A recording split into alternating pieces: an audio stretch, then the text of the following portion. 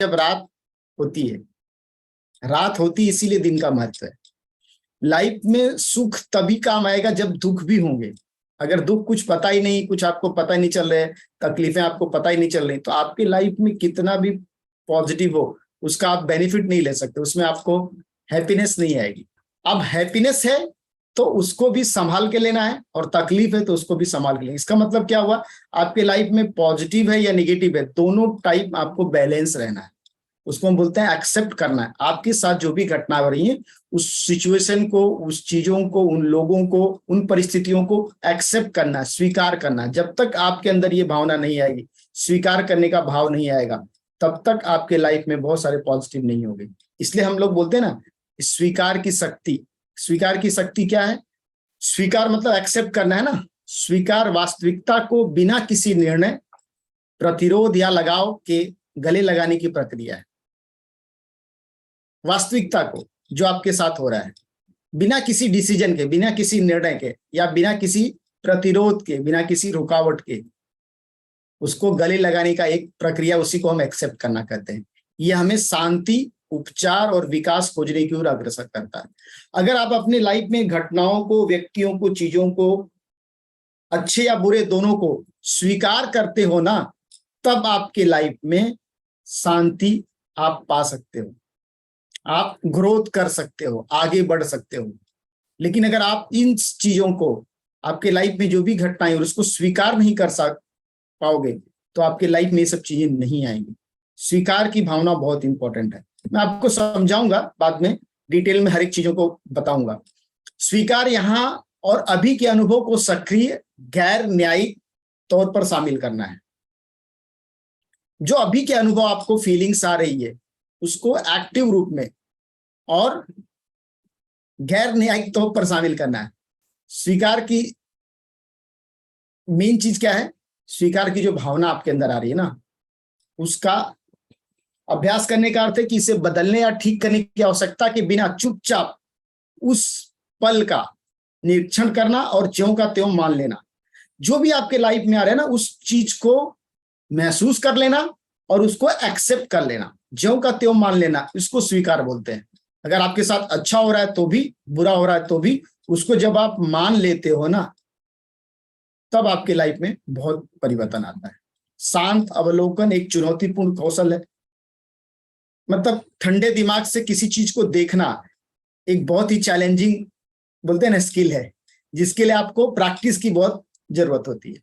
हमारा दिमाग शायद ही कभी शांत होता है, क्योंकि ह्यूमन का माइंड है ना, उसमें हमेशा कुछ ना कुछ विचार चलते रहते हैं, पॉजिटिव निगेटिव। अभी भी कुछ लोग बैठे हैं ना, सोच रहे हैं ये क्या बता रहे हैं, क्या समझा रहे हैं, अभी भी दिमाग शांत नहीं होगा। दिमाग तो कभी शांत होता ही नहीं। हम सोचते ही रहते हैं कि क्या होना चाहिए और क्या नहीं होना चाहिए, पास्ट में क्या गलत हो गया, भविष्य में क्या गलत होने वाला है, सब उसके चक्कर में पड़े रहते हैं। बहुत सारे लोग पास्ट में और फ्यूचर में अटके रहते हैं। लेकिन स्वीकार करने का मतलब प्रेजेंट में रहना है। स्वीकार करने का मतलब प्रेजेंट में रहना। जो भी आपके साथ हो रहा है, उस क्षण को स्वीकार करना और उसका आनंद लेना। स्वीकृति में वास्तविकता को स्वीकार करना और विशिष्ट परिणामों के प्रति निर्णय या लगाव के बिना चीजों को वैसे ही रहने देना जैसे वे शामिल है। जब हम स्वीकृति का अभ्यास करते हैं, एक्सेप्टेंस का अभ्यास करते हैं, प्रैक्टिस करते हैं, तो हम अधिक शांति, करुणा और लचीलेपन का अनुभव कर सकते हैं। स्वीकृति जो होती है, एक्सेप्टेंस जो होती है, हमें क्रोध, आक्रोश और भय जैसी नकारात्मक भावनाओं को दूर करने में मदद करता है। जब आप एक्सेप्ट करते हैं ना, तो ये सब चीजें आपके लाइफ से निकल जाएंगी। जो भी निगेटिव इमोशंस है वो दूर हो जाएंगे, जो हमें व्यवहार के अनुपयोगी पैटर्न में फंसाए रख सकती है। हमारा एक पैटर्न होता है, हर व्यक्ति के साथ एक पैटर्न होता है, उसके लाइफ में एक पॉजिटिव या नेगेटिव कुछ पैटर्न वो बना के रखता है।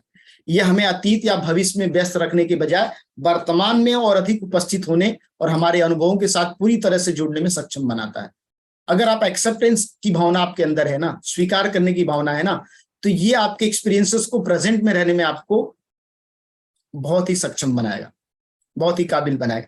अगर आप शॉर्टकट में हम समझाएं तो स्वीकार की शक्ति हमें पीड़ा से मुक्त करने और हमें आंतरिक शांति और संतोष की भावना के करीब लाने की क्षमता रखता है।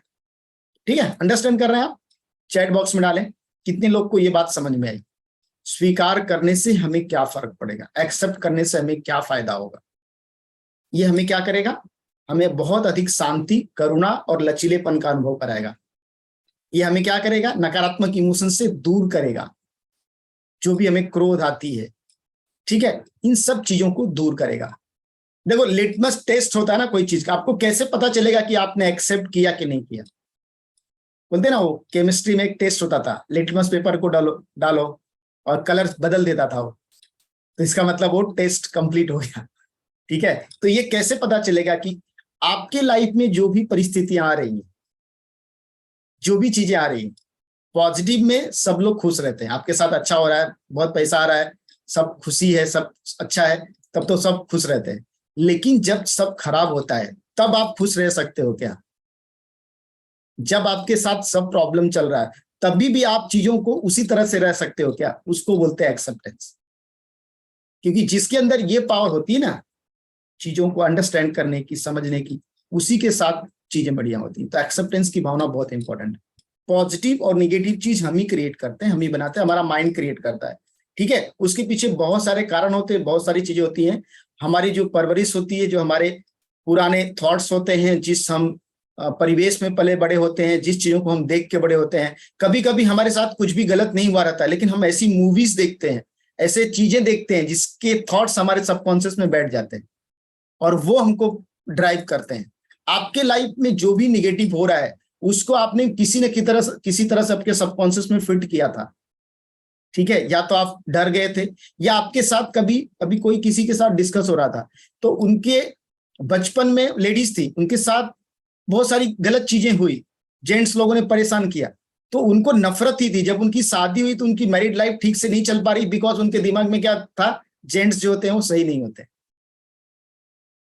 अब वो अपने माँ बाप को जब ये बताई तो माँ बाप ने सपोर्ट नहीं किया, इसलिए उनको ये लगता था कि मुझे कोई सपोर्ट नहीं करने वाला है लाइफ में।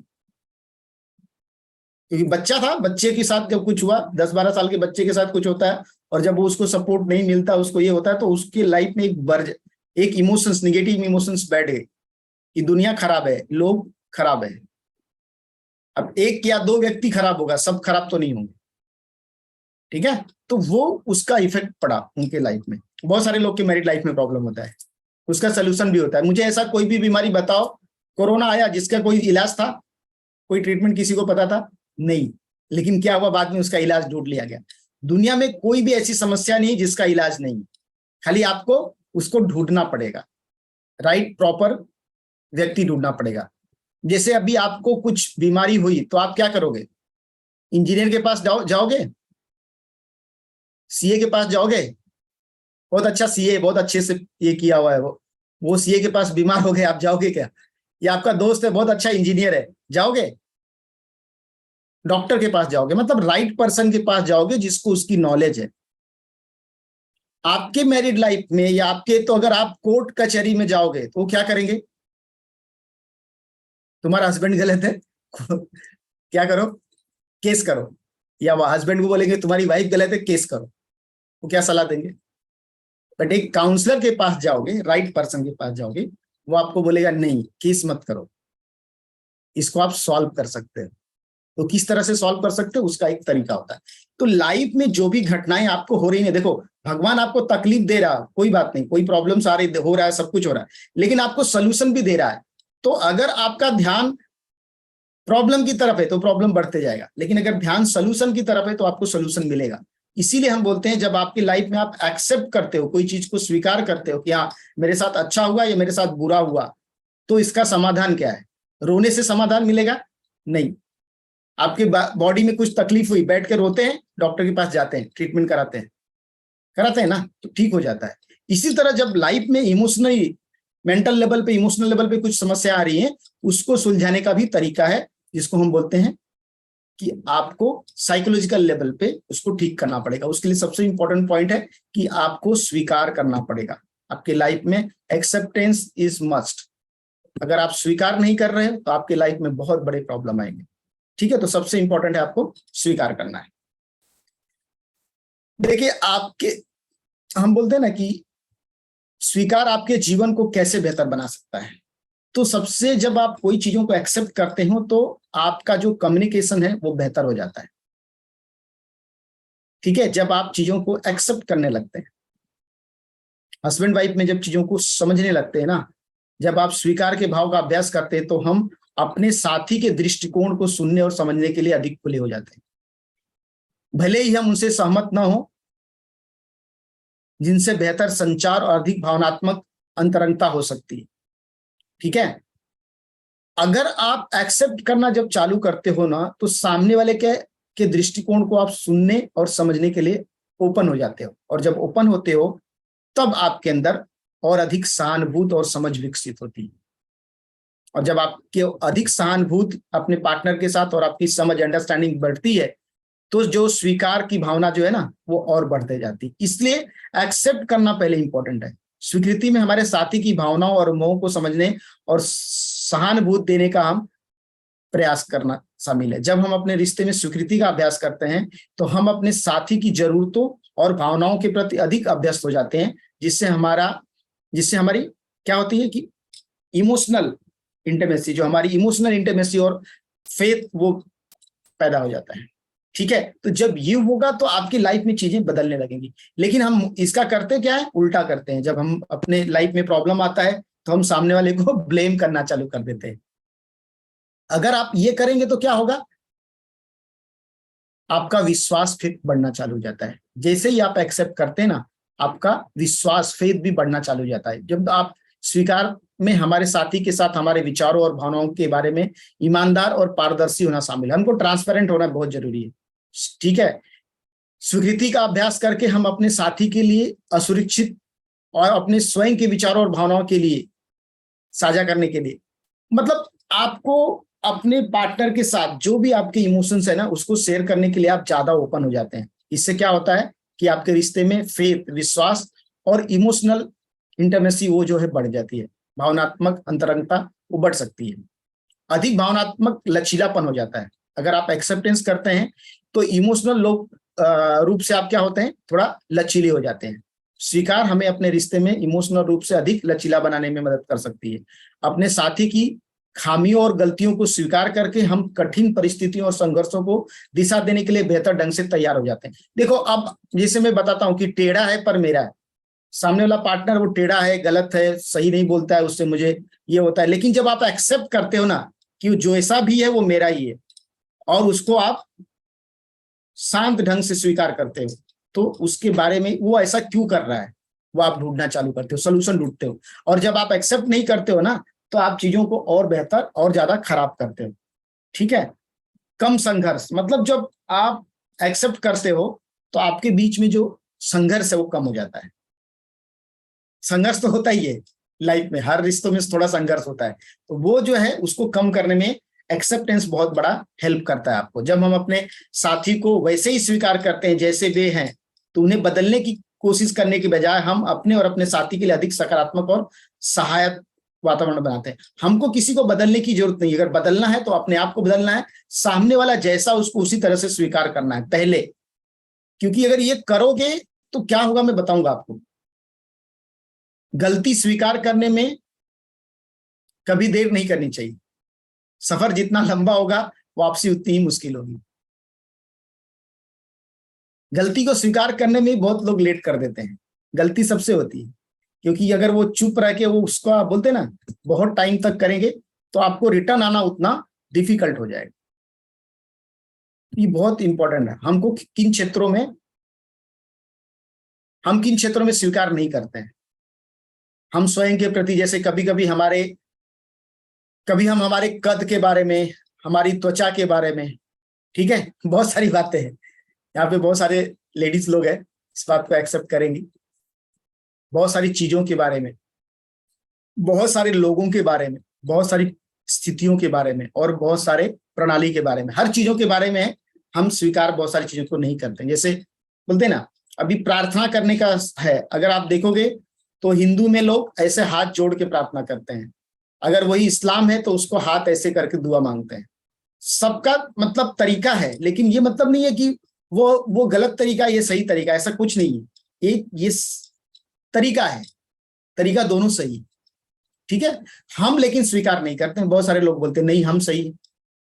चीजें में जैसे मोबाइल का आपका पुराना कोई मोबाइल है, कीपैड वाला मोबाइल है, या आपका जूता कोई ठीक नहीं है, आपको लगता है नए बैग की जरूरत है। बहुत सारे लोगों के बारे में, मेरी बहू अच्छी नहीं है, मेरी सास अच्छी नहीं है, मेरा जो टीचर है वो सही नहीं था, मुझे मेरा जो बॉस है वो परेशान करता है, या जो व्यक्ति वो मेरे साथ जो भी आता है उनको मैं पसंद नहीं करता हूँ, ये मुझे ऐसा करता है। अब आपको बहुत सारे लोग अपने शहर को चेंज कर देते हैं, मतलब नौकरी से बर्खास्त हो जाता है, कभी मौसम चेंज हो गया उसको भी स्वीकार नहीं करते हैं, कभी कभी शहर का परिवर्तन हो जाता है, आप रहते हैं कहीं और ट्रांसफर कहीं और हो गया, उसको भी आप स्वीकार नहीं करते हो। बहुत सारे लोग प्रणाली को, जैसे टैक्स लागू हो गया, कोई गवर्नमेंट का रूल आ गया, उसको स्वीकार नहीं करते। हर एक तरह से लाइफ में ना बहुत सारी चीजों से हम ग्रसित हैं और चीजों को हम एक्सेप्ट नहीं करते। तो जब नहीं करते तो क्या होता है, आपके अंदर क्रोध बढ़ता है। और उसके रीजन क्या है, हम वर्तमान का विरोध क्यों करते हैं? क्योंकि प्रतिरोध हमारी समस्याओं को बनाता और बिगाड़ता है। तो हम ऐसा क्यों करते हैं? हम में से बहुत से लोग उपेक्षा के साथ पालन पोषण अनुशासित थे, जो शायद स्वीकार के साथ हमारे संघर्ष का कारण बने। हमारी जो परिस्थितियां थी, हमारे माँ बाप ने जो पालन पोषण किया, ठीक है, उसमें हमारे तरफ ध्यान नहीं दिया गया, या हमको बहुत दबा के रखा गया, या हमने जो बचपन था वो बहुत संघर्ष में बिताया। ये बहुत सारे कारण हैं, ठीक है। इसलिए हम वर्तमान में चीजों का विरोध, जैसे नकारात्मक उदाहरणों में बचपन में हमसे पूछा जाता था, आपको अभी क्या करना चाहिए, आपको कहाँ होना चाहिए, आपके खिलौने कहाँ हैं, ठीक है, माँ बाप पूछ रहे हैं, इस घर में कोई दौड़ नहीं है, क्या बार बार ये करते हो, आपको रोका जा रहा, निगेटिव आपके। इसका नतीजा क्या होता है कि हमारे दिमाग को इस विचार के साथ प्रोग्राम किया जाता है कि क्या होना चाहिए और क्या नहीं होना चाहिए। इससे हम हर पल के लिए अपनी सहज प्रतिक्रिया में निर्णय करने लगते हैं, चाहे अच्छा हो या बुरा हो। ये हमको पालन पोषण में इसी तरह से हमको बनाया गया, हमको निगेटिव बहुत ज्यादा दिया गया। और वो कहाँ से आया? आपके माँ बाप, आपके परिवार, आपके टीचर, आपके लोगों से आया। इसलिए हम एक्सेप्टेंस को, किसी चीज को स्वीकार जल्दी नहीं करते हैं।